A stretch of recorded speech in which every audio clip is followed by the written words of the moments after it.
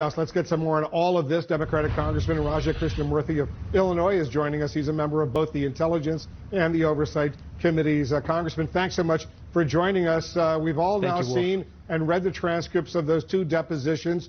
What concerns you most about these accounts from ambassadors, both Yovanovitch and McKinley? Sure. I think with regard to Ambassador Yovanovitch, it looks like what she's basically saying is that a smear campaign was devised to remove her to make room for people like Volker, Sondland, Rick Perry, and Giuliani to basically conduct a shadow foreign policy in Ukraine to advance the president's political objectives. So she was basically viewed as an obstacle for this pressure campaign to start. When Ambassador McKinley later learned about this, he, of course, resigned, especially in light of the fact that in his 37 years of service, he had never seen anything like that. And so I think both of their testimony was very powerful. Again, career public servants who are apolitical and who came forward and testified, again, at risk of their careers. What does it say to you about Rudy Giuliani, the president's personal lawyer, his influence on the State Department? I think both of them basically said that Rudy Giuliani was essentially running foreign policy in the Ukraine, along with these others, Volker, Sondland, and Perry, again, to help not the best interests of America, but instead to help the best interests of his clients, whether that was President Trump in his personal and political life, or whether it was other clients, potentially even international clients. What do these transcripts show you about your Republican colleagues as they approached these depositions? They were also participating in these closed-door sessions.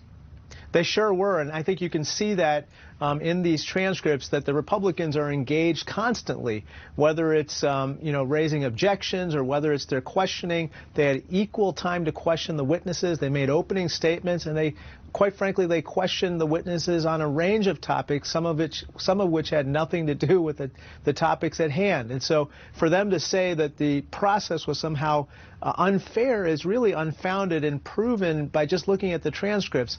It also shows that they were trying to deflect attention from the serious allegations at issue with regard to whether or not the president pressured the Ukrainian government to try to investigate his political rivals here in the U.S. You were supposed to hear from 4 White House officials today in these depositions, but they're refusing to appear, including Energy Secretary Rick Perry and top officials over at the Office of Management and Budget who are stonewalling your inquiry. Do you have enough evidence already without all of their testimony? Well, I'm withholding judgment on the ultimate question of impeachment until all of the evidence comes in. That being said, these folks are not complying with their subpoenas, even though what they had at risk it pales in comparison to what the dozen or so witnesses who came before us do. They are, at this point, to be considered folks who are engaging in obstruction of our inquiry.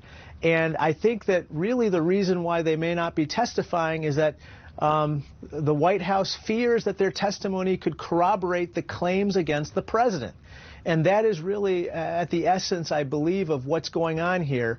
And therefore, I think that we should consider their testimony as corroborative of the whistleblower's complaints, as well as the other claims that have been made against the president at this point. Are you running out of cooperative witnesses right now? Do you need to move into the public hearings to keep this momentum you're trying to establish going? I don't know who else is going to come forward this week. It seems like just when we think that we're done with talking to cooperative witnesses, more come forward. That being said, I think there's a momentum right now to the proceedings. As you can tell, the transcripts are coming out every day, and the public hearings will start soon. I think that the more that people learn from these witnesses, the more they get to see these witnesses, they'll realize what we were realizing in the room, which is that these folks are career public servants, they're apolitical, and they're very compelling. And I think that people should look at these folks themselves and decide whether or not they're telling the truth. I found that they were, but I think the American people need to look at them as well. Congressman Krishnamoorthi, thanks so much for joining us. Thank you.